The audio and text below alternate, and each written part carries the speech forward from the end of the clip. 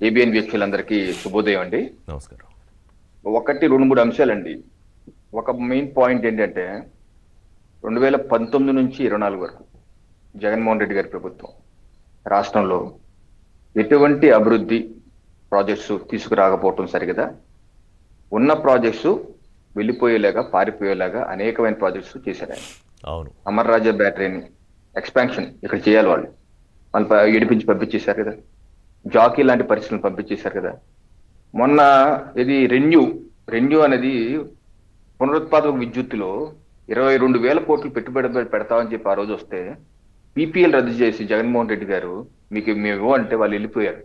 ఈ రోజు మళ్ళీ వాళ్ళు వెనక్కి వచ్చారు. 82,000 కోట్లు వాళ్ళు పెడుతున్నారు. అంటే జగన్మోహన్ రెడ్డి గారి ప్రభుత్వంలో ఉద్యోగ కల్పన లేదు, జాబ్ క్యాలెండర్ లేదు, జాబ్ లెస్ క్యాలెండర్ ఇష్టం వచ్చినది చేసి, అదేంటి అంటే నాకు వేళ్ళు పుట్టేలాగా బటన్ నొక్కుతున్నాను, మీరు ఆ బటన్ తో సాటిస్ఫై అయ్యండి, రేపు ఎన్నికలు వచ్చాక ఈవీఎం బటన్ కూడా నా కోసం నొక్కండి అని చెప్పి ఊరుకొని ఎటువంటి ఉద్యోగ కల్పన అభివృద్ధి మీద ధ్యాస పెట్టనటువంటి ప్రభుత్వం జగన్మోహన్ రెడ్డి గారి ప్రభుత్వం. పోనీ ప్రతిపక్షంలోకి వచ్చినప్పుడన్నా వాళ్ళు ఏమన్నా వాళ్ళ ఆలోచన ధోరణి మార్చుకున్నారంటే రిషి గారు, ఈరోజు గూగుల్ డేటా సెంటర్ లాంటిది విశాఖపట్నం కేంద్రంగా రాష్ట్ర ప్రభుత్వానికి లేకపోతే భారతదేశానికి మకుటం లాగా 1,33,000 కోట్లు పెట్టుబడి పెడతామని వస్తుంటే ఒక బాధ్యత అయితే ప్రభుత్వం ప్రతిపక్షం మెచ్చుకోవాలి కదండి. మెచ్చుకోకుండా ఏ రకంగా 10 రోజుల పాటు అది గోడౌన్ అని, అది ఎందుకు వాచ్మెన్ ఉద్యోగాలని, ఏ ఉద్యోగం రావని, ఇటువంటి ఎందుకని అన్న వ్యక్తులు ప్రజల నుంచి వ్యతిరేకత వచ్చి ప్రజలు తిడతారు మననే, ఇంకా అయితే కొట్టే ప్రమాదం ఉందని చెప్పి Jaganmohan Reddy garu last minute plate ఫిరాయించి క్రెడిట్ నాకివ్వండి, క్రెడిట్ చోరీ నాకు క్రెడిట్ ఇవ్వండి అంత మొదలు పెట్టారు. అంటే నేను మీ ద్వారా కార్మికులకు కానీ ప్రజలకు కానీ చెప్పేది ఏంటంటే, రాష్ట్రంలో ఉన్నటువంటి ప్రతిపక్షం ఒక విషవృక్షంలా తయారయ్యి ఈ రోజు కోడిగుడ్డు మీద ఏకలు లాగే విధంగా గత 3 రోజులుగా వాళ్ళ పేపర్లో, వాళ్ళ ఛానల్లో, పతాక శీర్షికల్లో లేనిపోని విషయాలు, ఏది రాష్ట్రంలో 13,25,000 కోట్ల రూపాయలు పెట్టుబడి రాటాకండి రాష్ట్ర ప్రభుత్వం గత 2 మాసాలుగా తిరగని ప్రాంతం లేదు, తిరగని దేశం లేదు. అనేక దేశాలు, అనేక రాష్ట్రంలో దేశంలో ఉన్నటువంటి అనేక ప్రాంతాలు, ముంబై కావచ్చు, ఢిల్లీ కావచ్చు, సమిట్లు ఏర్పాటు చేసి వాళ్ళ వ్యాపారస్తులు మాట్లాడి అనేక దేశాలు, సింగపూర్ కానీ, థాయిలాండ్ కానీ, దుబాయ్ కానీ, లండన్ కానీ, ఇటువంటి వెళ్ళి పారిశ్రామిక రమ్మని ఆహ్వానించి ఎంతో వ్యయ ప్రయాణాలకు వచ్చి 2 రోజుల పాటు కష్టపడి చక్కగా పెట్టుబడులు 13.25 లక్షలు, అంతకు ముందు 15 లక్షల కోట్లు, దగ్గర 25 లక్షల కోట్లు మా ప్రభుత్వం వచ్చినటువంటి 17 మాసాల్లోనే. ప్రజలు గుర్తుపెట్టుకోవాలి, 17 మాసాలను ఒప్పందాలు చేసుకున్నాం. దీనిలో కొన్ని గ్రౌండ్ అయినాయి, కొన్ని గ్రౌండ్ అయిపోతున్నాయి. మిగతా ఈ ముఖ్యమంత్రి ప్రామిస్ చేశారు 20 లక్షల ఉద్యోగాలు కల్పన లోకేష్ గారు చెప్పారు. నేను పాదయాత్ర ఇవ్వగలను. ఇవన్నీ ఓకే అంటే దీన్ని పక్కదారి పట్టించడానికి వైసీపీ స్టీల్ ప్లాంట్ అంశం తీసుకొచ్చిందని మీరు చెప్పదలుచుకున్నారా? చంద్రబాబు నాయుడు గారి వ్యాఖ్యలతో అది బయటికి మళ్ళీ ఏదో అగ్నికి ఆజ్యం పోసినట్టు అయిందా? ఎందుకంటే ఇప్పుడు అందరూ షర్మిల్ గారు మాట్లాడుతున్నారు, అందరూ మాట్లాడుతున్నారు దీని మీద. అంటే భాగస్వామ్య సంస్థ తాలూకా విజయోత్సవాలు లేకపోతే దానికి సంబంధించి వచ్చి 2-3 రోజులు లేకుండానే స్టీల్ ప్లాంట్ అంశం తెర మీదకి వచ్చేసింది.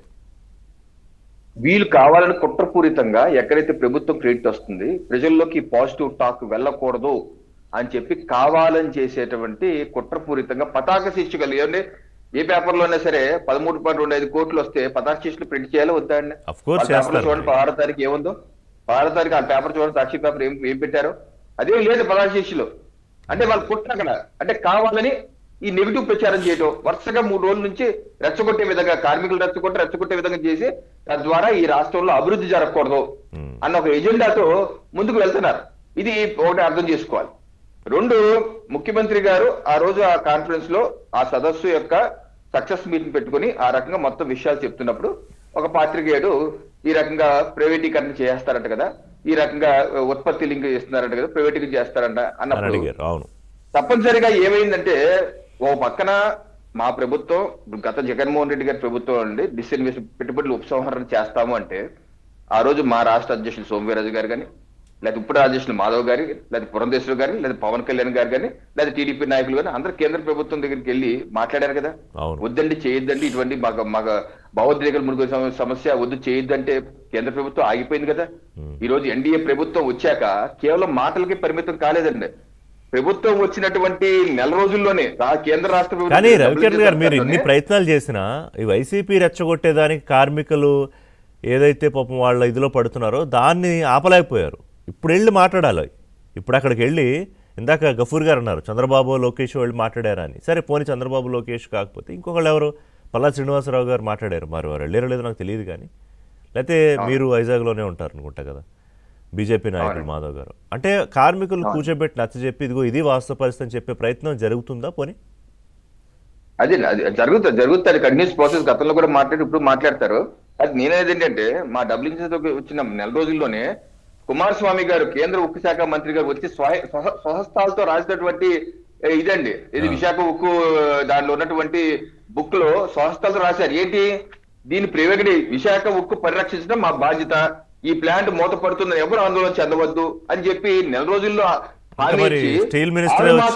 ఉద్దీపన ప్యాకేజ్ ఇచ్చి మేము చెప్పేది ఏంటంటే 6 మాసాల్లోనే 15,000 కోట్లు కేంద్ర రాష్ట్ర ప్రభుత్వాలకు సమ్మెతకి ఇచ్చి దాన్ని ముందు పెట్టి గాడిలో పెట్టి పట్టాలు ఎక్కించి ముందుకు తీసుకెళ్తుంటే ఈ తరుణంలో సహకరించాల్సింది పోయి దాన్ని ఏ రకంగా చిలవలు పొలవలు చేసే విధంగా ప్రైవేటీకరణ చేస్తారని చెప్పి అడుగుతుంటే ముఖ్యమంత్రి గారు ఎవరు సహకరిస్తారనుకుంటున్నారు? మీకు వైసీపీ సహకరిస్తుందా కూటమి ప్రభుత్వం? కదండి అసలు అది ఆలోచనలో కూడా ఉంటుందా వైసీపీ సహకరించాలనుకోవడం?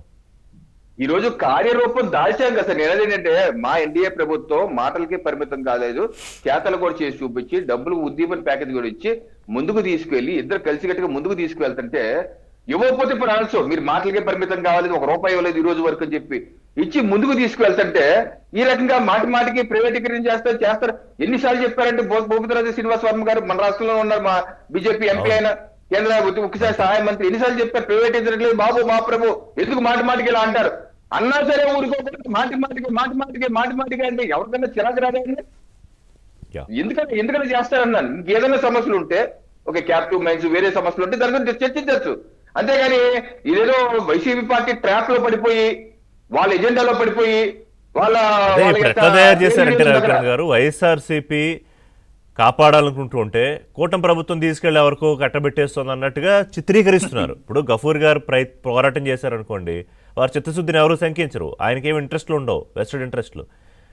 కానీ వైఎస్ఆర్సీపీ ఏదో అయిపోతుందని బెంగపడిపోవడం, నిన్నటికి మొన్నేమో బాబాయ్ రాష్ట్రం అప్పుల్లోకి వెళ్ళిపోతుంది, ఏది 13 లక్షల కోట్ల పెట్టుబడులు వస్తే వాళ్ళ దాంట్లో ఏంటి అప్పుల్లోకి వెళ్ళిపోతుంది, జిఎస్టీ పడిపోతుంది, ఇది ఇవాళేమో సదస్సు సక్సెస్ అయితే ఇదిగో ఇది అర్థం చేసుకోవాలి రాష్ట్ర ప్రజలు. అడుగడుకుంటున్నా వైసీపీ అనుకుంటుంది, ఎన్డీఏ ప్రభుత్వం నిలబెట్టాలనుకుంటుంది. ఇది ఒక కురుక్షేత్ర సంగ్రామం జరుగుతుంది. వాళ్ళు ఫేక్ పబ్లిసిటీ చేస్తున్నారు. వాళ్ళకి కావాల్సిన ఒక వైఎస్ఆర్సీపీ ట్రేడ్ యూనియన్ ఉంది విశాఖ స్టీల్ ప్లాంట్ లో, రమణారెడ్డి గారు ఎవరో ఉన్నారు దానికి అధ్యక్షుడు, వాళ్ళందరి చేత రెచ్చగొట్టించడం, ఆ పార్టీ యొక్క కార్మికులు రెచ్చగొట్టించడం, ఏదో రకంగా విషం చూపే ప్రయత్నం చేయటం, గోడంతుంటే కొందరు చేసి చూపే